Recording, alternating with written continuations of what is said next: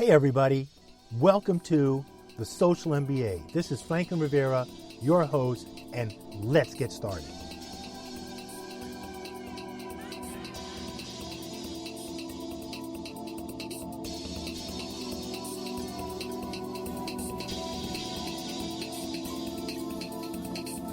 Hey everybody, and welcome to another episode of the Social MBA with Franklin Rivera. I am your host, Franklin Rivera. I am so excited to be on this third show of the Social MBA, simply because we've been getting a lot of support for our first two episodes, but I think it's going to get even better, as now I have on the line a guest, Megan Robinson from Robinson eMarketing.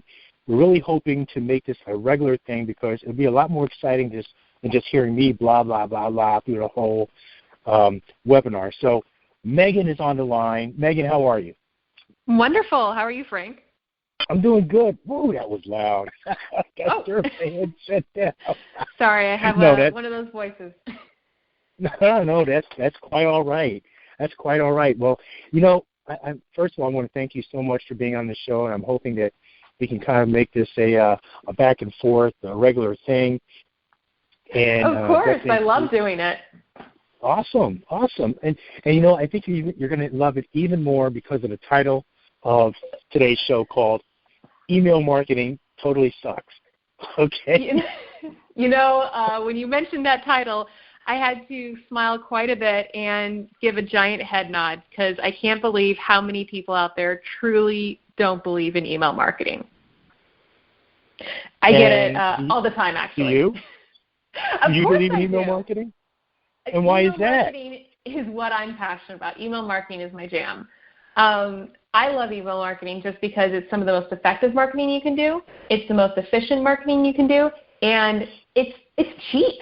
I mean, I don't know many other marketing channels out there that have pennies for thousands of people that you can reach every single day. Blah, blah, blah, blah. Yeah, okay, look. Everything that comes to my email goes into my spam or in my promo folder. Wow, you must not have any friends that like you. No one sends you a personal email?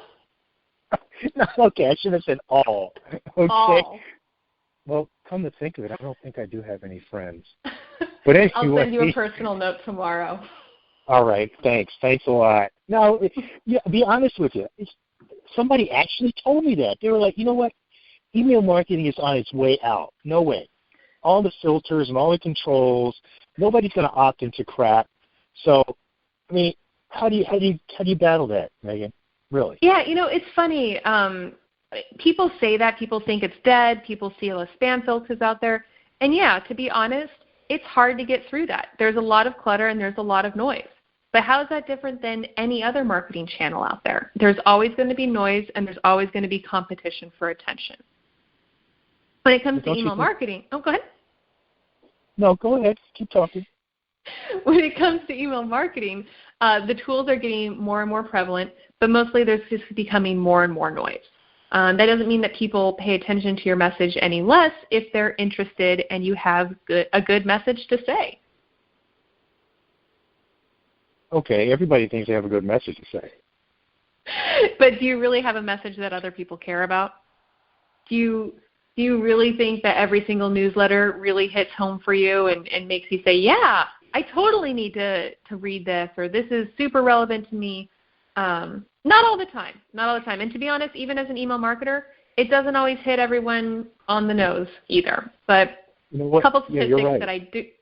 What? I'm right? No, you're right. You're right. I know. You're right. I just, okay, confident. I just actually unsubscribed from a very well-known person that actually has co-founded several big companies I know about. And I'm not even going to say the name because everybody will know who it is. But they were just selling this whole marketing course, and it went on and on and on. I was going down the page and reading. It was like, 3 installments of, like $300 each, and this is the only thing you're ever going to need. And I was like, all right. That right there just told me, you know what? I don't think this is the only thing I'm ever going to need. So they're liars. Lying happens occasionally in marketing, or exaggerating the truth, as I like to say. But yeah, those messages got tiresome because they just kept hitting you with promotions. They kept hitting you with the same product that they wanted to sell you. And I think like in any business and any relationship you want to build with your customer, it's about exchanging value and important information and stuff that they care about. So that's how you really start to lose your email audience, just as much as you can lose an audience in any other channel. So if you have the relevant emails and you have important information that you want to share with them, your audience becomes more and more engaged and wants to read your emails and cares about your emails because they're excited to know what you have to say. So how do you get people to even open them?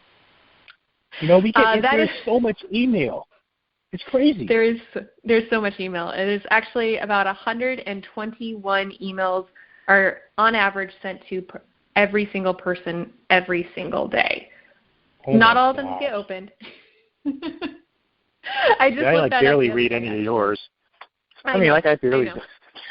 I'm like, okay, delete. I see those open rates. No, your open rates are lower, but it's about setting your expectations.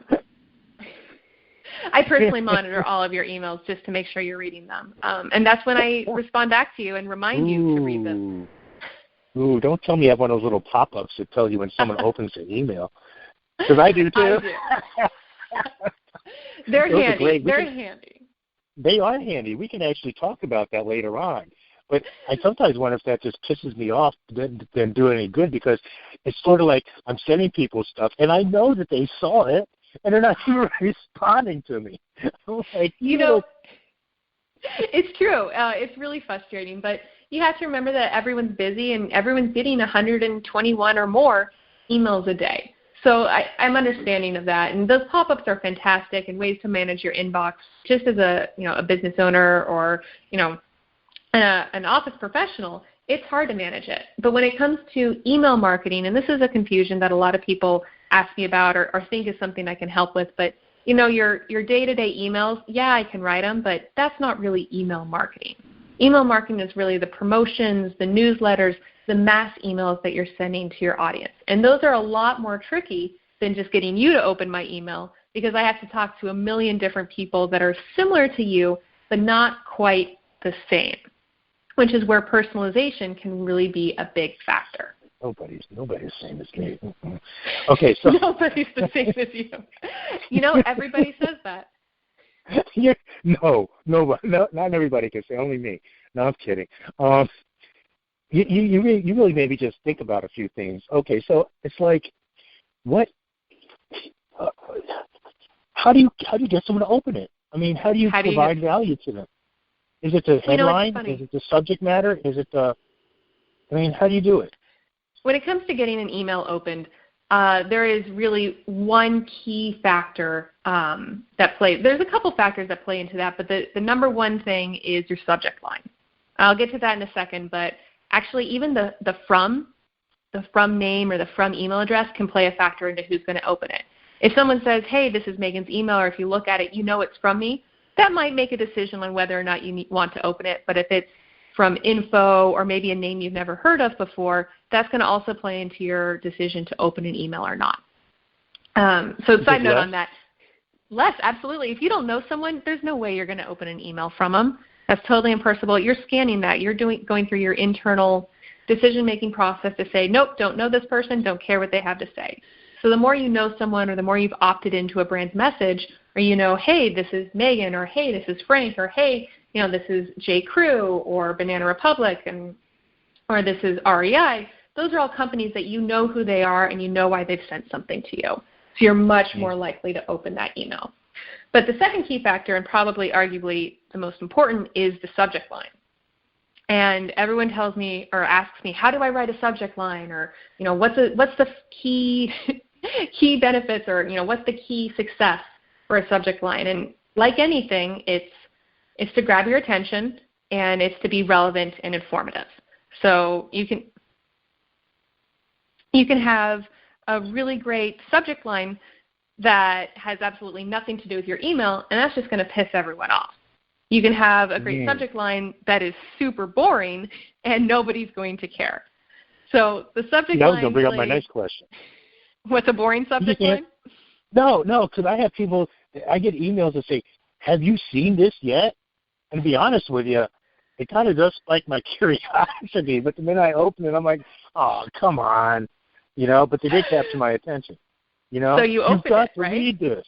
I do open it. Well, I do. I like to say the subject line has one job, and that's to get opened. It's pretty much the whore of marketing right then and there. It's got one single job. And if it got you to open it, then kudos to the subject line. It did its job. Well, who the hell needs email when you got social media? Oh. Right? Ooh. I don't know if we want to go into Right? this one. Is that really another show? Yeah, that's definitely another show. I will say this about email marketing. Yeah, social's sexy and social's really popular right now, but people check their email just as frequently, I'd say possibly even more than they check their social media account, arguably. But they're checking it throughout the day. They're checking it as the first thing they're doing when they wake up in the morning. They're checking it as the last thing they do before they go to bed. So just as much as people are on social media all the time, people are on their email all the time. What were you going to say? It is true. No, I said boring. Come on. They check you sitting in bed. No, it's actually true. People do that. Actually, did you know that checking your phone, I don't know if it's email specific, but it used to be email for a short period of time, was the number one activity that people did after sex. It just replaced the cigarette, actually, a couple years ago. So did you just say read the email after sex? Yeah. That is the first thing people do after sex is check their email. You gotta be kidding me. No. That is boring. I thought it was like check the video footage of what they just did. No, I'm just kidding. Anyway. I think that's going to have a very targeted audience for that activity. But, yeah, people are on their phones. They're checking their emails all the time. But what email does differently... At least you can't catch cancer from checking your email, instead of picking up a cigarette. We're jumping on the health train. It's getting America's getting healthier, right? Yeah. Okay. Arguable. That's an interesting statistic. Funny enough, I actually think I just read an article about how many times.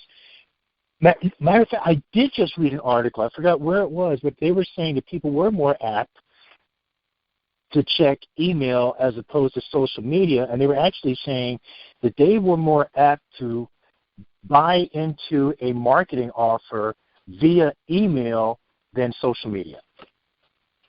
I believe it. Actually, what was it? 7 out of 10 people in the last week made a purchase based off of the marketing email that they received. It is definitely the number one way to drive traffic and to drive sales, much higher than social media. And that's probably because as much as you're getting those promotional emails and you kind of hate getting them, you expect to get them, and you're anticipating that that's what it's going to be.